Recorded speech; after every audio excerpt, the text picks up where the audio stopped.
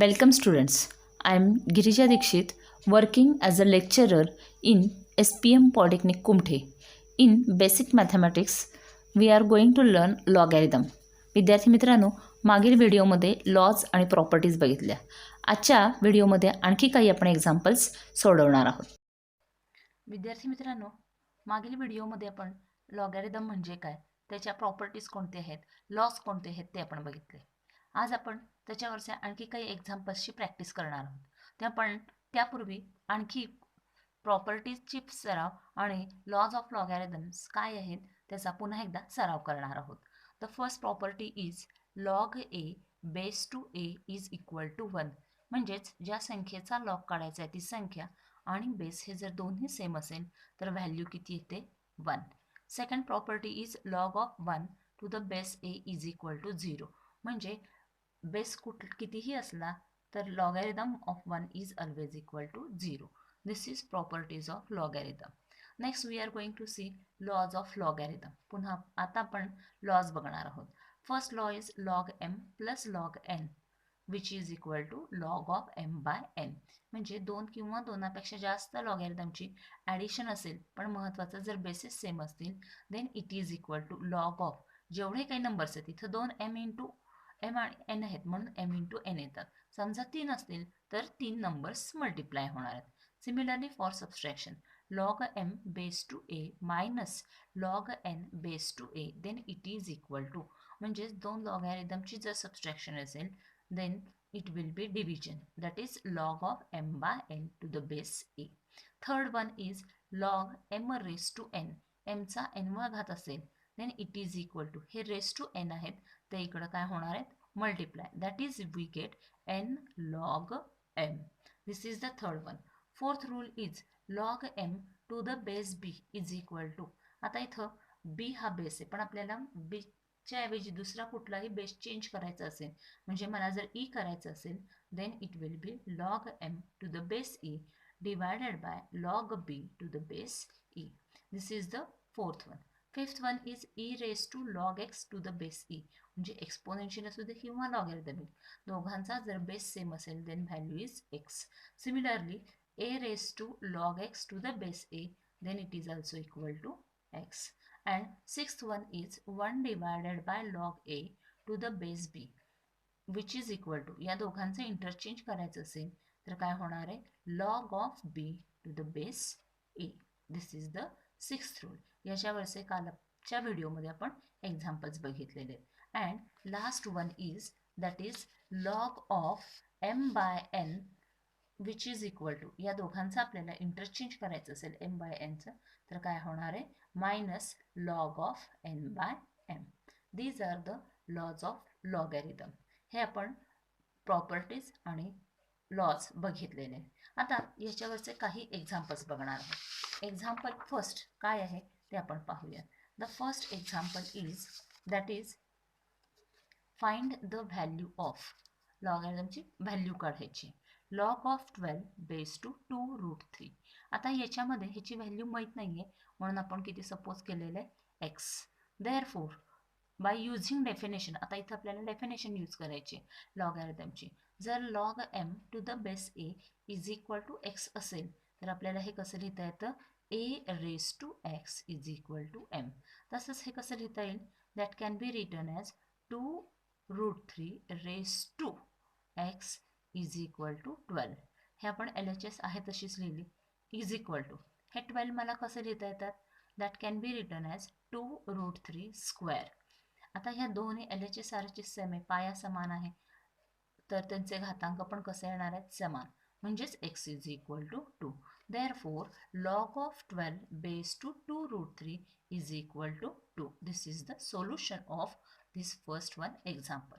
आता आपण येणार आहोत सेकंड एक्झाम्पलकडे. सेकंड एक्झाम्पल पण याचप्रमाणे आहे that is log x base two 3 is equal to 5. पुन्हा हीच डेफिनेशन आपण वापरणार आहोत. म्हणजे log m to the base a is equal to x असेल तर हे कसं लिहिता येतं a raise to x is equal to M.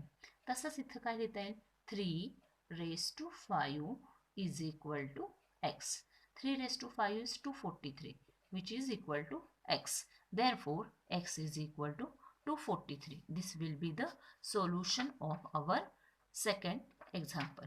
याचप्रमाणे आपण काही सिंपल आणखी काही एक्झाम्पल्स पाहणार आहोत. Now we see the third one example. Third example काय आहे ते आपण पाहणार आहोत. Third example is log of x minus 3 base to 3 is equal to 2. पुन्हा इथं आतासारखी तीच डेफिनेशन वापरणार आहोत.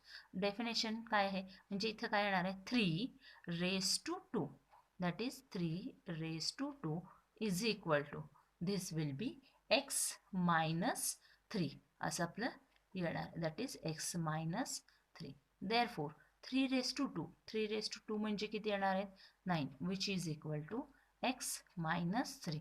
हे -3 आहेत, हे LHSला आले तर काय होतात plus, that is 9 plus 3 is equal to x.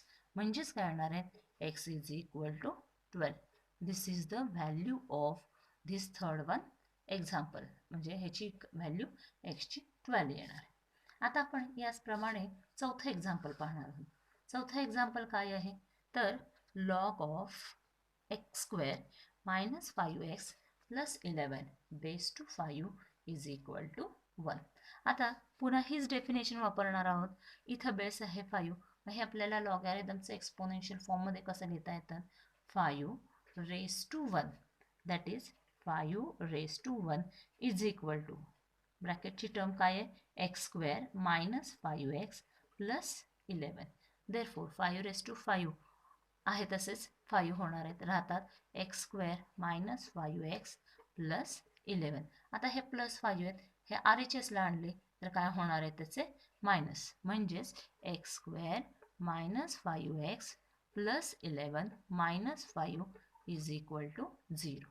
Therefore x square minus 5x plus 6 is equal to 0.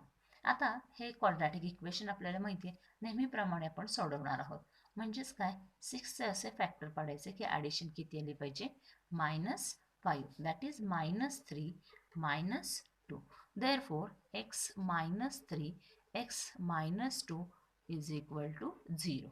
Therefore x -3 is equal to 0 or x -2 is equal to 0. Therefore, x is equal to 3 or x is equal to 2. In this way, we can find the solution of the given expression. म्हणजेच ह्या दिलेल्या एक्सप्रेशनमध्ये xची value ती either that will be x is equal to 3 or x is equal to 4. This is the fourth one example. आता आतापर्यंत आपण find the value of x या टाईपचे एक्झाम्पल्स बघितले. आता आपण थोडेसे वेगळे एक्झाम्पल्स पाहणार आहोत. पुढचे एक्झाम्पल्स असणार आहे that is fifth one simplify 1/2 log 16 plus 1/3 log 27. याची व्हॅल्यू आपल्याला काढायची किंवा हे सिम्प्लिफाय करायचं. इथं पुन्हा आपल्याला काही लॉज अँड प्रॉपर्टीज यूज करावं लागणार आहे. आता 1/2 log 16 प्लस 1/2 log 27 याची व्हॅल्यू काढायची. तर आपल्याला इथं एक रूल माहिती असणं आवश्यक आहे किंवा n log m असं जर असेल तर मला व्हॅल्यू काय मिळते log m raise to n. हा लॉ आपल्याला माहिती आहे, तो लॉ आपल्याला इथं अप्लाय करायचा आहे. दॅट इज 1/2 log 16 जर असेल तर मला कसं इथं येतात log 16 हे मल्टिप्लाय आहेत ते काय होणार आहेत रेस टू 1/2 प्लस log 27 हे 1/3 आहेत, इथं काय होणार आहे raise to 1/3 which is equal to log of 16 raise to 1/2. 1/2 म्हणजे थोडक्यात काय असणार आहे स्क्वेअर रूट. 16चं स्क्वेअर रूट जर काढलं तर किती येणार आहे that is log 4 plus log 27 raise to 1/3.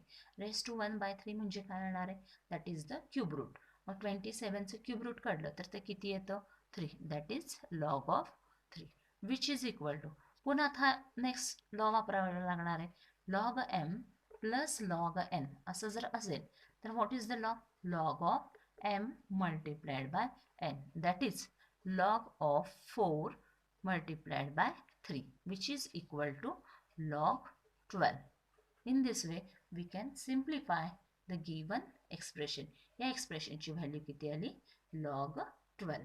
अशा प्रकारे हे दोन लॉज आपल्याला इथे वापरावे लागतात. याचप्रमाणे आपण 6th वन सोडवणार आहोत. पण 6th एक्झाम्पल आपल्याला प्रूव्ह दॅट करायचं आहे.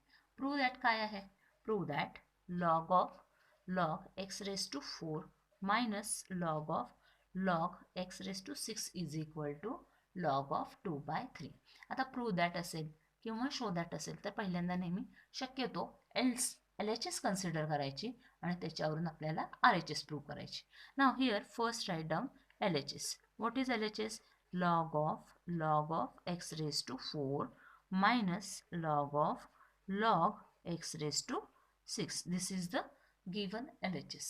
आता इथं आपल्याला एक रूल अप्लाय करायचं किंवा लॉ अप्लाय करायचं. What is the law? That is log m minus log n. असं जर असेल तर आपल्याला कसं लिहिता येतं? log of m by n. तर इथं ते अप्लाय केल्यावर काय येईल? This the whole term will be m, this whole term will be n. म्हणजेच log x raised to 4 divided by log of x raised to 6 which is equal to. आता पुन्हा आत्ताचा रेल आता आपल्याला हा वापरावा लागणार आहे.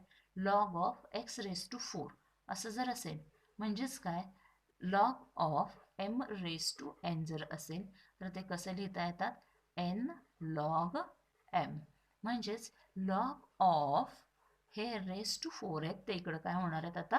मल्टिप्लाय. म्हणजेच 4 log x divided by 6 log x. That is here log x get cancelled and you will get as only log of 4 by 6. And if you simplify this, that is हे जर आपण सिम्प्लिफाय केलं 2 ने divider 2 1 जा 2 2 2 जा 4 2 3 जा 6 म्हणजेच काय आले? log of 2 by 3. log of 2 by 3 म्हणजेच that is equal to RHS. आणि हेच आपल्याला काय करायचं आहे? प्रूव्ह करायचं आहे. मला वाटतं हे प्रूव्ह दॅटचं सिम्पल एक्झाम्पल तुम्हाला निश्चितपणे कळालेलं असेल. आता आपण आणखी काही प्रूव्ह दॅटचे एक्झाम्पल्स पाहणार आहोत. हे 7वे एक्झाम्पल काय आहे ते आपण पाहूयात. Prove that log p base to q multiplied by log q base to r multiplied by log r base to p is equal to 1. आता इथे पुन्हा आपल्याला LHS कन्सिडर करायचे. LHS is log p base to q multiplied by log q base to r log r base to p. जर इथं तुम्ही एक गोष्ट ऑब्झर्व केली असेल तर तिघांचा बेस हा वेगवेगळा आहे. या तिघांचा बेस पहिल्यांदा आपल्याला काय करून घ्यायचा आहे? सेम करून घ्यायचा आहे. आता सेम करायचं असेल तर आपल्याला कोणता रूल वापरावा लागेल? तर change of base rule. Change of base rule काय आहे? तर आपल्याला log m to the base b असं जर असेल तर आपल्याला log m to the base e divided by log b to the base e. म्हणजे आपल्याला जो काही नवीन बेस करायचा आहे तो दोन्ही ठिकाणी लिहायचा. तसंच आता ह्या प्रत्येक ठिकाणी बेस मला ई करायचं आहे तर कसं लिहिता येईल? log p base to e. आता हे पहिलं टर्म आहे म्हणून मी इथं ई लिहिते. हे ई लिहिलं तरी चालतं, नाही लिहिलं तरी चालतं, कारण जेव्हा लिहित नाही आपण तेव्हा त्याचा बेस ई आहे असं समजलं जातं. Multiplied by similarly log q base to e divided by log r base to e. Similarly log r base to e divided by log p base to e. म्हणजे मी थोडक्यात सगळ्या टर्मचा बेस हा E केलेला आहे. मग आता काय काय कॅन्सल राहतात? log p गेले, log p गेले, log q गेले, log r गेले, log r कॅन्सल आउट झाले. That is here you will get only as 1 and which is nothing but RHS. This is the solution of that is 7th one example. हे आपण 7th one example अशा प्रकारे prove केलं. त्याचप्रमाणे आता आपण बघणार आहोत 8वं एक्झाम्पल. 8वं एक्झाम्पल काय आहे? तर log of p square divided by QR plus log of q square divided by RP plus log of r square divided by PQ is equal to 0. आता हे प्रूव्ह दॅटच आहे. इथे पण पुन्हा आपण LHS पहिल्यांदा कन्सिडर करणार आहोत. LHS काय आहे?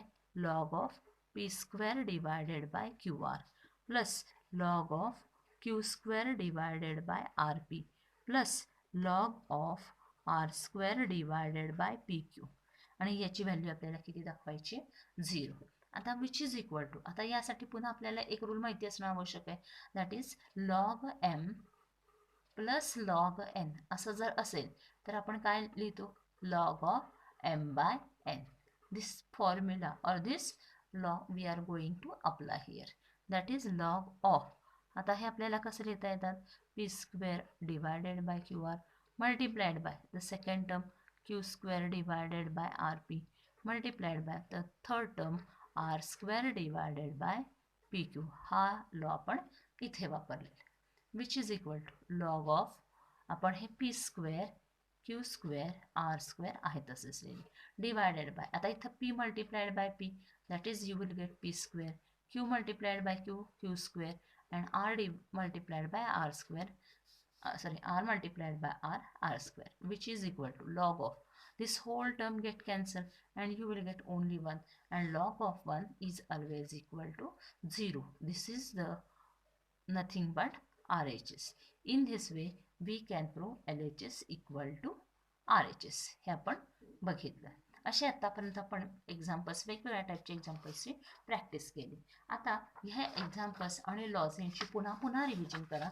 आणखी हे काही एक्झाम्पल्स मी तुम्हाला होमवर्कसाठी देत आहे, की आत्तापर्यंत जे सोडवलेत, आधी यापूर्वीचा व्हिडिओ आणि आत्ताचा व्हिडिओ, त्या टाईपचेच एक्झाम्पल्स मी तुम्हाला होमवर्कला दिली.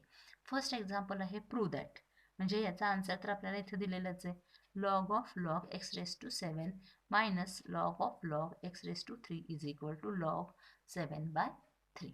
सिम्प्लिफायमध्ये पुन्हा आता आपल्याला इथं लॉगॅरिथमचे रूल्स जे आहेत ते वापरायचे आहेत. लॉग एम मायनस एन आणि log m into log m plus n हा आपल्याला रूल वापरायचा आहे. थर्ड एक्झाम्पलमध्ये पण पुन्हा सिम्प्लिफाय करायचं आहे, इथं पुन्हा आपल्याला लॉगॅरिथमचे रूल्स वापरायचे आहेत. And fourth example is solve for x. आता इथं आपल्याला लॉगॅरिथमचा रूल पण वापरायचा आहे आणि त्याची डेफिनेशन पण वापरायची, म्हणजे थोडक्यात लॉज आणि प्रॉपर्टीज आणि लॉगॅरिथमची बेसिक डेफिनेशन यूज करून आपल्याला काय करता येतात, हे एक्झाम्पल्स सहजपणे सोडवू शकता. मला वाटतं विद्यार्थी मित्रांनो, लॉगॅरिथमची कन्सेप्ट आणि त्याच्यावरचे एक्झाम्पल्स आपल्याला आता सहजपणे सोडवता येते. धन्यवाद.